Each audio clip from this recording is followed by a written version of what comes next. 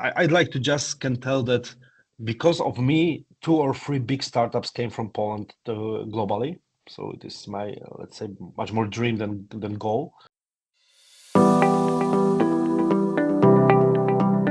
Hello, and welcome back to the FI4INN podcast, your platform for exploring innovation, collaboration, and transformative ideas that drive Central Europe forward.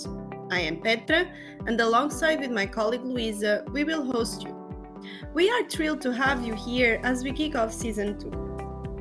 This season, we are diving even deeper into the stories and strategies shaping the innovative panorama in Central Europe. From projects to inspiring individuals, we are here to uncover what it takes to foster creativity, overcome challenges, and create impact. For this Season 2, you can expect insightful conversations, expert opinions, and a spotlight on some of the most interesting projects happening across the region. So buckle up! Season 2 is going to be bigger, better, and more exciting than ever. Let's get started. Today's guest is a serial entrepreneur with over 17 years of experience. He's the founder of a marketing agency, former owner of an international software house, and now leads a strategic consulting firm helping companies worldwide grow with a patented go-to-market method. He's also deeply involved in the startup ecosystem as a founder, investor, and president of the Silesian Startup Foundation, driving one of Poland's top startup hubs. Please welcome Mr. Kuba. Hi, Kuba. Thank you very much for joining us today in our FI4INN podcast. Talking about you, can you please tell us a bit about your personal journey and what led you to where you are today? Okay, hi, nice to see you here. I'm very happy to be here with you. It is a very difficult question for the very beginning of the conversation because my story is quite long. Let's say that I am 40 years old today. My birthday is coming in December. And also, let's say that about 20 years ago, when I was running my businesses, I have no idea what I'm going to do. So I started the political sciences at the university, not because I'm interested in politics, but because I have no idea what to do. So I decided to start studies with quite open-minded people to maybe meet someone, and decided after that what can I do with my future. And it was a very beginning, and let's say that my studies was some kind of misunderstanding. It was a mistake, but as I said, I met a lot of interesting people, and I decided to join the student organization called AEG Europe, one of the biggest students organization in Europe in that times, because they had about 20,000 of members all over the Europe. And it was a very beginning of everything what I am doing now, because I was some kind of close person who hated to talk via phone, to stay on the stage and so on. But when I decided to join the organization, there was a president of the local antenna. It was the name of the organization, like local staff. Agnieszka told me that I have to do it. So I was like a very young student. I was thinking, okay, if she told me that I have to, so I have to. And I start my career with fundraising for the organization. So they gave me a phone, they gave me a list of contacts and told me, okay, you need to raise some money for our projects. And I told them, okay, but this is my very first time with the phone and I hate to talk with people. I am not ready to talk with them. But they told me, you've got no choice. So I started to doing it. And in few months, I was a great fundraiser. So I started to be a guy who made the biggest success in the whole organization all over the Europe. So they started to inviting me to the workshops all over the Europe, and it was my first way to travel a lot and to meet international people, because they were paying for my travels and for my hotel and so on. So I started to meeting people from all over the Europe, not only from the south part, but also I was also in the Norway, in Kiev and so on. So I have an opportunity to visit about 40 countries here. And it was really open-minded, because I had a lot of time to talk with people about the future, about the possibilities, about the international business. And let's say that after a few years of being in the organization, I think it was like 4 years, I decided to run my first business with also the member of the organization, Agata. We are quite good friends from Katowice. But after being in the organization, we decided to start the business. It was the marketing agency. So we both were about 24 years old, without money, with about 100 euro, let's say, or something like this. We spent all this money to print the business cards and decided to make events because we had an experience from the organization, and we believed that it is enough to start the business and to sell the event preparation. So our idea is to be an event agency. But let's say that after about 100 meetings with businesses and so on, they always told me like, "Oh, small guy, young guy, you've got no experience to do events for us. We can't give you our money. Do something more and then go back." So it was the moment when I understand that I have to build my personal brand much more. And it was also the moment when I decided to change the idea of the agency we made, and we started doing marketing. Almost 80% of our clients decided to cooperate with us in the digital marketing field. It was 2009, so it was very beginning of Facebook and performance campaign and digital marketing. So it was easier to sell for the young people because these elder owners of the company thought that we are better prepared to social media. So we started to selling it. We decided to quit the event business and we started to do digital marketing, let's say collecting experience and knowledge on our clients. So it was crazy time. But we really spent a lot of time to learn all that stuff, and every evening was about 3 hours for me to learn myself using international podcasts, reading a lot of blogs and so on to gather this knowledge. And it was a great time for growth for marketing agencies. So in 3 years, we grow from 2 person to 25. In next 2 years, we had about 60 people in our team. We are doing almost 90% in Poland, and after that, we changed our mind to make a global business. So we started to look for the international clients, and in 2020, just before COVID, we've got about 85% of international clients and only 15% of Polish clients cooperating with big brands like Mercedes, like Huawei, like Jeronimo Martins, and so on. So it is my, let's say, agency path. I had an opportunity to sell the agency to a bigger player, but my ego won. Let's say it was an offer for 5 million euros, so it was a lot of money. But I told them that in future I'm going to buy them, and I didn't, unfortunately. Not yet. You don't know. No, I'm doing other stuff now. So the COVID was a great verification for marketing agencies. We lost a lot of clients during the COVID. We had to pivot the agency. We transferred to the strategic agency. So now we are the strategic agency with a much smaller team, but also international. And we are using our experience from digital marketing and let's say this full marketing offer. We transfer it to prepare strategies with our private method of preparing the growth strategies and go-to-market strategies for clients. And as I said, I didn't sell the agency, and I lose this opportunity. But I'm still happy about it because now I'm here doing the strategic things.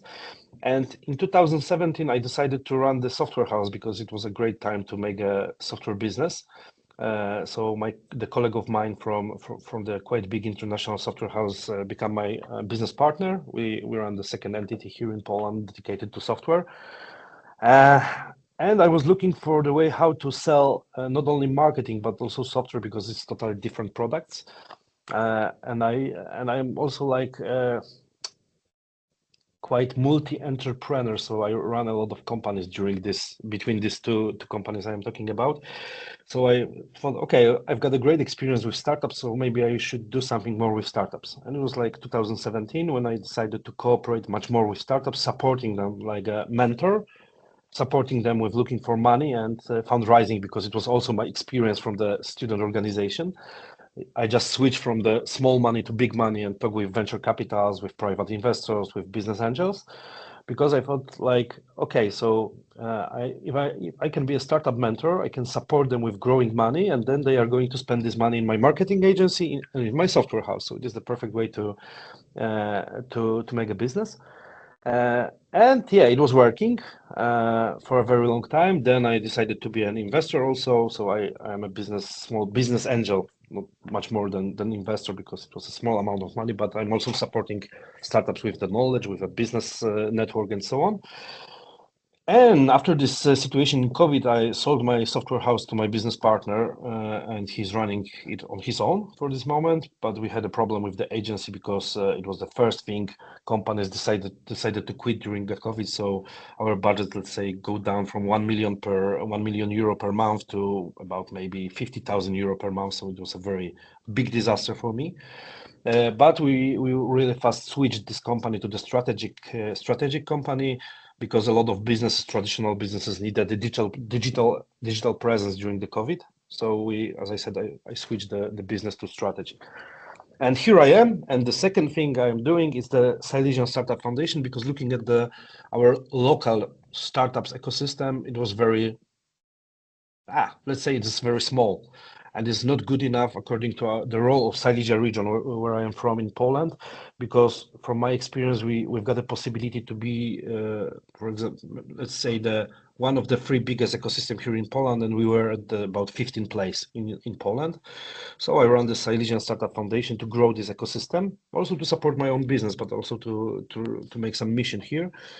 And we moved our ecosystem in the last 4 years from the 15th place to the 6th place in Poland. So it is also some kind of great success, but it's not connected with business at all. It's like just for mission and for ego to do something good, and to not only think about money.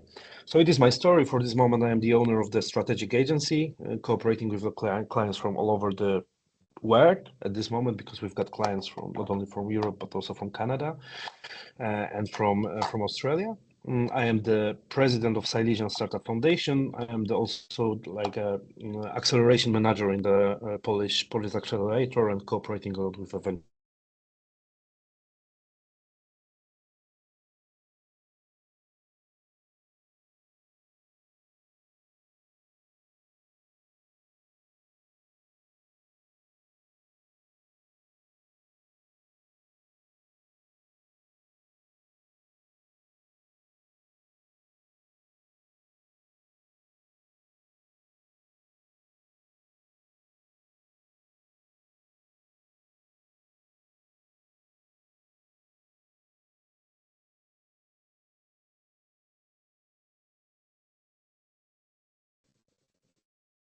Can you hear me?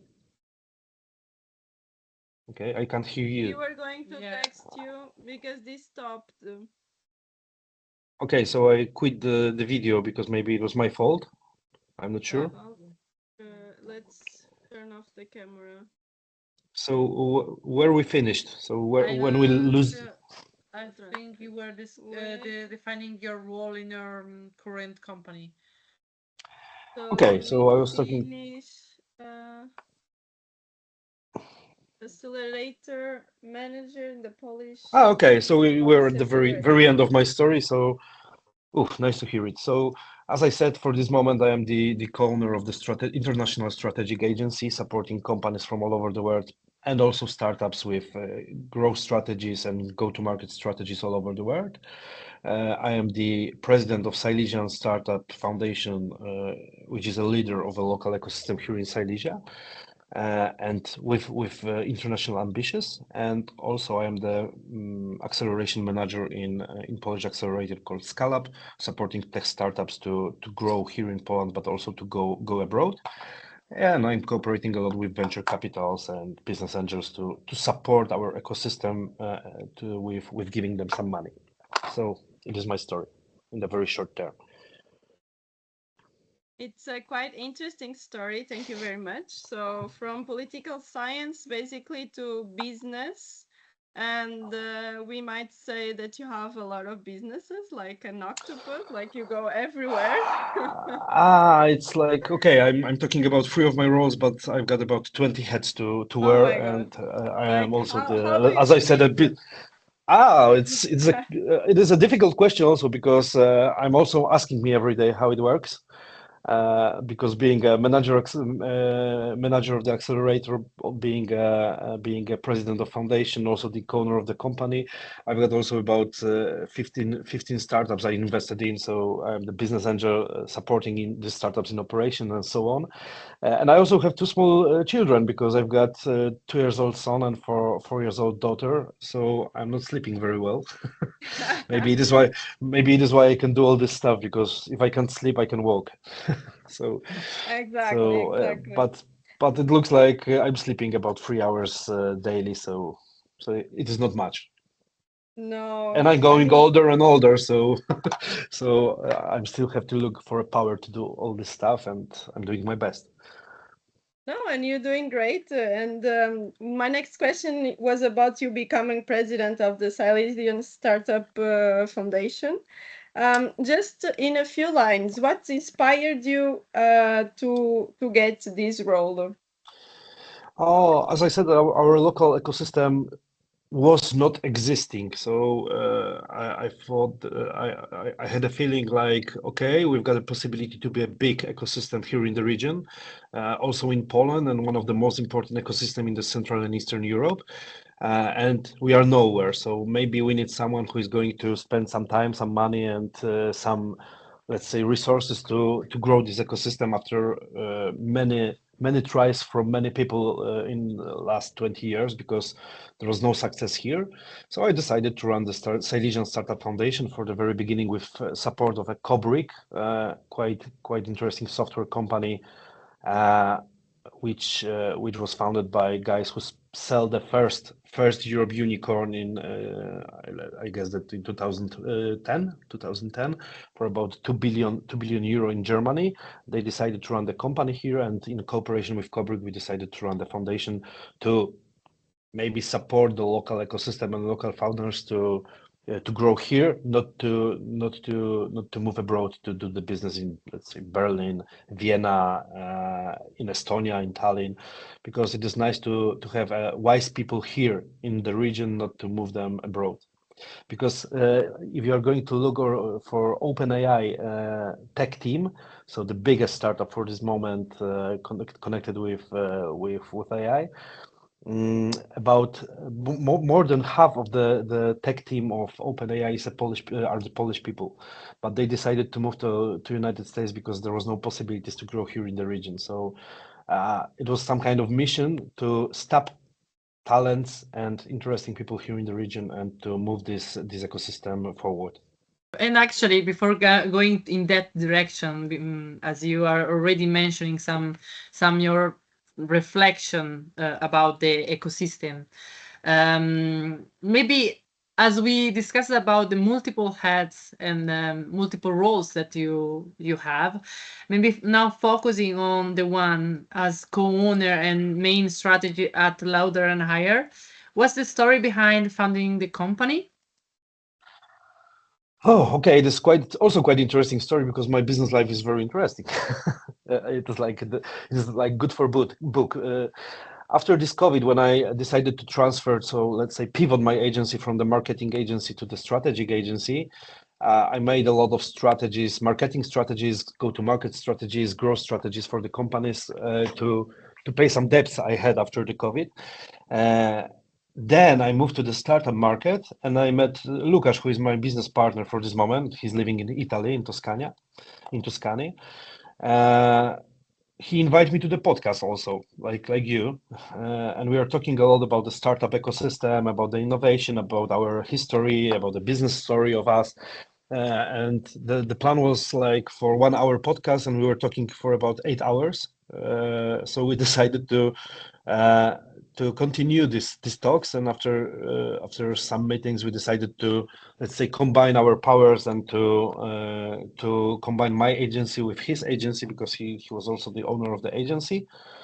So the name Louder and Higher is the name of his former agency, and we decided to put me into the company as the co-owner and combine our our portfolio, and it is why we decided to make our own method of making growth strategy. And then we started doing business together, and for this moment, it's quite successful business. Successful enough to decide that we are going to build a product, not only the services, the strategic services, but now we are also building the product dedicated to strategists. So let's say software which is supporting strategists in making the strategic process, but also the C-level in the small and medium companies to make their own strategy on their own using our method. So it is the story. We decided to combine our powers, our strong sides, and we let's say combine these two companies to make this big strategic company, international company, and now we are at the stage where we are international partner for many companies, and now we are building the product dedicated for strategists and raising And money for it. yes, and just to give an idea to our audience, how what does Louder and Higher do differently when it comes to innovation, strategy, and collaboration? Starting from the very beginning, globally on LinkedIn, we've got about 400,000 strategists. So 400,000 people telling us that they are doing a strategy, but most of them using only the experience of them to make a strategy. So when I was asking people, the strategists from all over the world, what are you doing? They told me, okay, we've got about 2 or 3 days of workshops, and after that we are writing the strategy. So for me, it is not a proper way to do this because first of all, we can't tell that we are writing the strategy for the company because after 3 days of workshops, it is impossible. So it is like something very, very false that you can tell the business owner who is running his business for 20 years that you are going to spend with him 3 days, and after that you are going to write the strategy and make a strategic decision connected with his company. So first of all, we are telling always that we are discovering a strategy with a client using him much more because we've got the strategic knowledge, but he has this domain knowledge to support his business. The second thing is that we are involving a lot of people from the company, not only the C-level, but also the middle management and this, let's say, the bottom workers. So we've got our own discovery tool to gather as much data from the company as it is possible. We've got our own process validated with about, for this moment, maybe 200 or 300 strategies. So we know how to make it step by step, and we need to cooperate with a client for at least 100 hours, not for 3 days, to make a great discovery and audit of his company. And then we are starting the strategic game. We borrow it from the army and transfer it to strategic thinking in the business. So we've got the strategic game, and after the strategic game, we are preparing the strategic direction of the whole strategy. And after that, because the main problem with the strategy is that it is quite difficult to implement in a big organization. So we decided to prepare also the method how to implement, how to change the strategy into tactic. So we are preparing also the tactic for the client, and we've got something like a bridge between strategy and tactic, and we call it 100-day action plan. So we also support client in the implementation of the strategy in a proper way to make a tactic successful. So I don't know if this answer you are expecting, but this in very short words, to not talk about it in 2 hours. Thank you very much for your answer. It's a very interesting approach for what you do at your current company. But now going back to a topic that our listeners would be very interested to follow. You already mentioned a bit when you spoke about the Silesian Startup Foundation. How can you describe us the current startup and innovation scene in Poland, especially in your region? Let's say that as a Polish market, we are a growing ecosystem. So it is some kind of interesting market. A lot of venture capitals from abroad decided to hire scouts here in Poland to look for interesting startups. because we are one of the leaders all over the world in tech topics. So we have a great engineers here, developers here. So it is something like great seed to grow the startup to start. We also have a lot of interesting business people because according to our history, we had to be prepared always to something different, something new. So it is very good roots for making startups. Uh, so our ecosystem is growing. We've got a great ideas. We've got a great developers to make this idea happen. We've got a lot of good business people who like to grow companies and make something impressive. The biggest problem is our money because we don't have a lot of venture capitals. We don't have a big amount of money to for startups. So it is quite difficult to make a deep tech startups here, for example, because they need a lot of money before they are starting earning. So let's say that they have to collect, for example, 10 or 20 millions euro before they start to make a revenue, and much more before the break even. And it is the difficult here in Poland. So when you are thinking about the deep tech startups and quite complicated technology, mostly you have to look for a support of venture capitals from abroad. And in many situations, we have to transfer the knowledge to other countries. So it is why a lot of Polish good startups are registered in sorry, in Delaware, in United States, some of them in Berlin, some of them in Tallinn. But as I said, we've got a lot of people who would like to do something with this ecosystem and to grow it. We don't have a great political support, let's say. Our political story is also crazy, and we are just after president election, and this I think is not very good for ecosystem because they are very conservative guy in the president, the president now. Uh, we've got a lot to offer, but still we are not as interesting ecosystem like Germany because they are quite old startup ecosystem. We are not growing as fast as these two main European ecosystems. So Estonia and Tallinn and Israel, if you can call Israel Europe. But Israel has a different problems right now because of also of the geopolitics and so on. So they're, let's say that in the near future, I feel that they're going to be quit from the map of ecosystems here in Europe because of what are they doing. Yes. But still, we are in nice place because we are located in the very center of Europe. So for many companies from not from Europe, so let's say from Africa, from Asia, we are nice gate to the Western Europe because we are still cheaper than this old European Union. And in near future, I believe we are also going to be the very good partner to transfer knowledge and innovation to the east. So after the conflict between Russia and Ukraine, I believe in Ukraine very much. So I'm pretty sure that after this war, there will be a lot to do in Ukraine.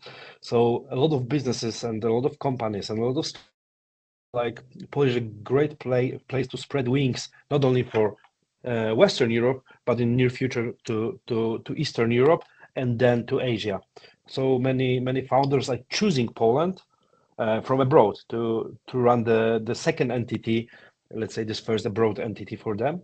So we've got not a lot of our own good startups. We've got only few unicorns for this moment, but we are also interesting for abroad founders to start business here. So they are coming here to run the business in Europe. So it is like a big picture of our ecosystem, and we are growing. We are growing quite fast because Polish ecosystem was at the, let's say, 25 place in Europe 10 years ago. Now we are in I don't know, 12 or 13 place. So we are moving up. And let's say that we are thinking a lot about it, how to support startups in a government stage. But unfortunately, we are at the second or third place from the end, according to investment in startups in Europe. So we are just before Macedonia and Bulgaria, and after that we've got everyone else here in Europe. So as I said, we've got a lot of startups here in Poland, but with no money to make a deep tech. So we're looking for money from abroad. We've got quite a lot of startups from abroad, from Africa and from Asia, which decided to grow on this market here in Europe using Poland. And we are doing our best to give much more money to startups because we are at the very bad place in this field. So you mentioned geographical location, check, brain, check. So if we look at this as a list, so as a marketing strategist, you said that you were going to outside the VCs to get some money. How would you pitch them? Like, what do you have to have for them to give you money to start your company, your startup? First of all, I would like to tell that I am not a marketing strategist, but I am the business strategist because growth strategy is much more connected with business, not only with marketing. Marketing is just a part of the growth. According to, you're asking about my product or let's say some tips for the startups looking for money. Some tips for startups to look for money. Oh, based on your experience, for sure. Okay, so first of all, we are at the stage where we've got very big growth of artificial intelligence and so on. So it is very difficult to raise money at the idea stage. Each investor will tell you that, okay, so prepare a very basic MVP of your product using AI or using no code or something like this, and then visit me. So first of all, you can't go to the investor with only idea. At the very beginning, you should show something. The second thing is that they're telling everyone, okay, so if you have a very basic MVP of your product, show me that you can sell it. So it would be nice if you can come to me with attraction, with showing me at least 3, 4, 5, or 7 clients. You don't have to reach a break even. You just should show me that you're ready to earn money, so your market fit is good enough. So it is the two interesting stages because let's say 3, 4, 5 years ago, it was like, okay, I've got a great idea. We've got quite a lot of money on the market, so I can come with this idea to the venture capital or to the business angel, and they are going to give me money. Now it's impossible from my point of view. We have to show the product, maybe in a very basic option, but we should show it, and then we should show clients who are ready to pay for it or who is paying for it. So it is my first tip: don't lose your time to talk with venture capitals before you make this two things, because it is possible to do nowadays without spending money, because you can use AI, you can use no-code technology, and 3-4 years ago you needed about hundreds of thousands zlotys or euro to prepare your product. Now you can do it for, let's say, 5,000 to 10,000 euro using no-code technology. So you can show the investor that you are ready, and it is better also for you because the value of your company is bigger than when you have a product and, let's say, first market fit. So it is it. You don't have to think a lot about big Excels with money, because first of all, investors are interested in, like, let's say, this product market fit. They're not interested very much in your predictions for next 5 or 10 years, because a lot of founders decide to make a big financial models. It is impossible today to predict the business for next 10 years. So it is like guessing. Investors hate it. So I think the most important tip is to think how to make your MVP not using the money. There is also a lot of software house after this, after the bubble was broken on the software house market. A lot of software houses are interested in giving people for equity. So you can also talk with some software houses to find someone who is going to support you with this tech part, not for money but for equity in your startup. So it can be your, let's say, first investor. But as I said, you need a product in a very basic option, and you need some market fit to show to investors to collect really money, not a small amount of money like 20 or 30,000 euro, because it's not enough to do anything now. And thank you so much. Of course, okay. one more thing, you have to try a lot. because talking with investors is like you have to talk with about 100 to find the one correct for you, but not sign the first contract. Look for other investor to because it makes some negotiation easier to make a better price for your equity. So it is all for me at this field. For sure, I believe that the secret is not to give up and to keep on trying. One last question. Yeah, you wanted to mention something? No. Oh, okay. No. So one last question is that you also mentioned that founders are looking for Poland to establish their like their startups. What do you think like Poland has to offer? Oh, I'd like to tell you that a lot of, but it's not true. I feel like the first thing is a location because we are well located.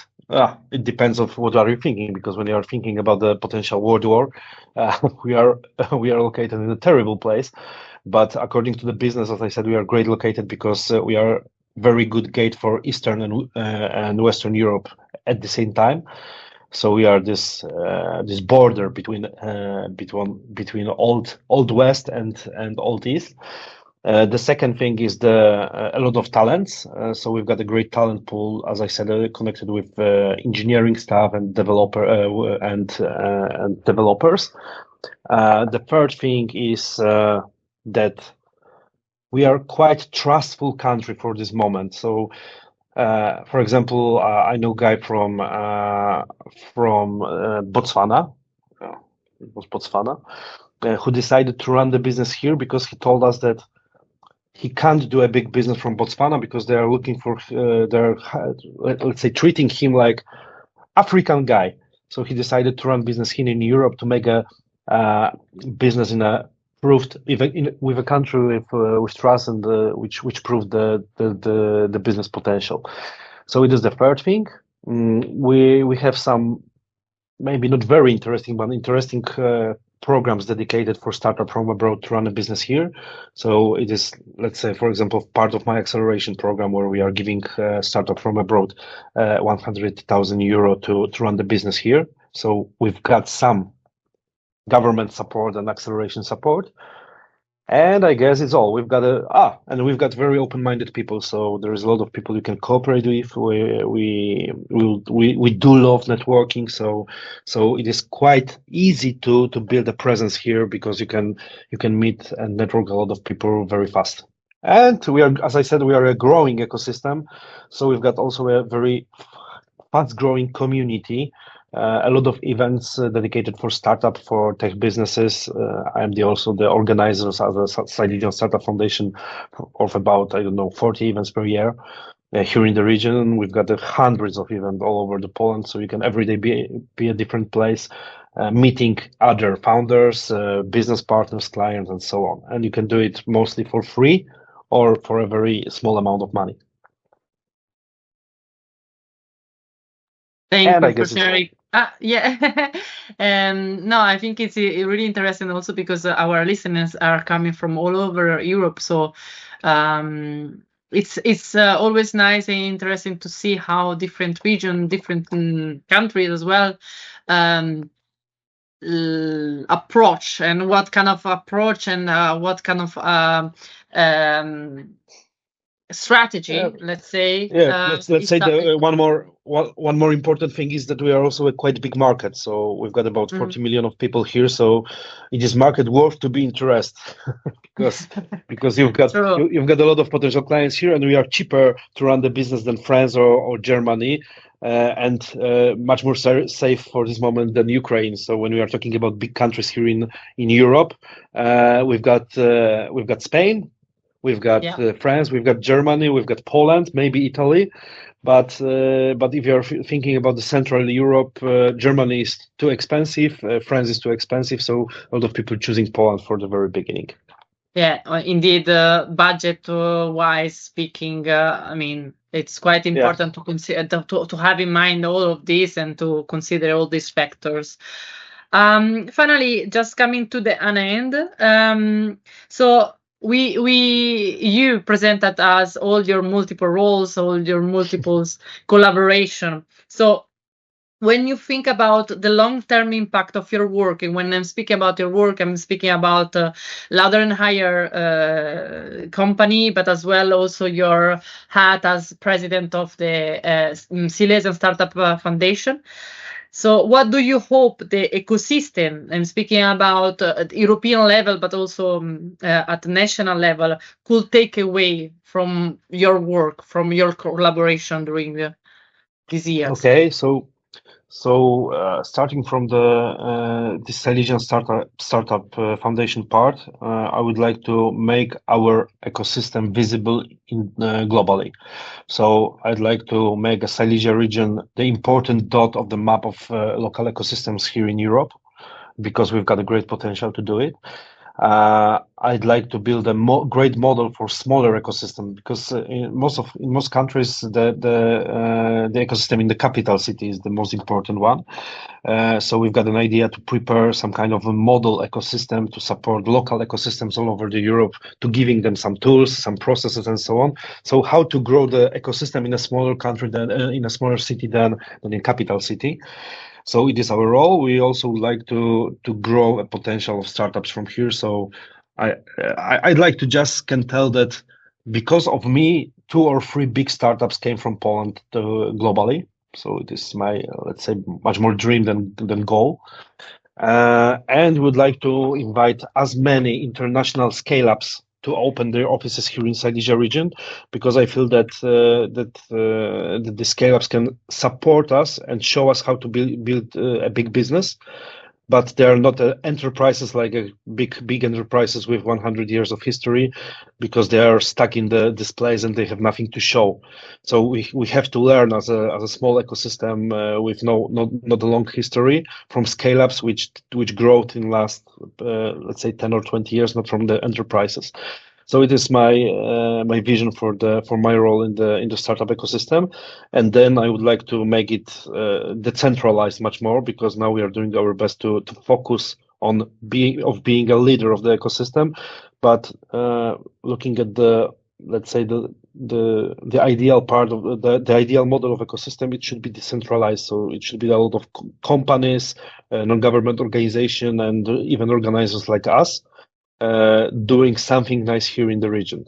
So it is the vision for the ecosystem and my role in it. And according to the strategic field, I would like to quit from the agency as an operation guy and C-level. I'd like just to be a consultant and grow this product to support strategies from all over the world to make better strategies using some kind of method and certify them with this method. So it is my future. Perfect. Thank you, Kuba. And I hope this podcast will help on disseminate this message, let's say.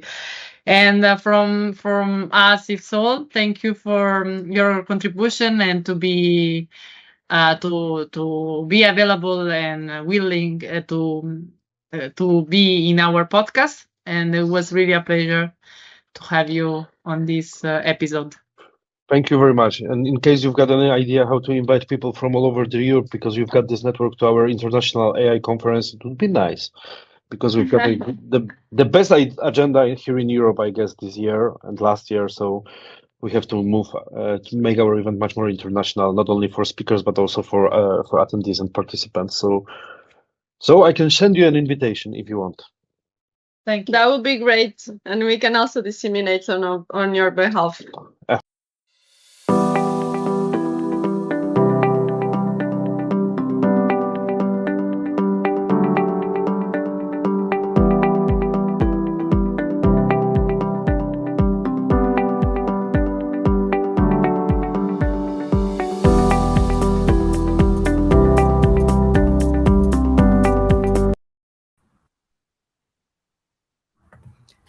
This is the FI4INN podcast. Stay tuned for a season full of innovation, collaboration, and inspiration.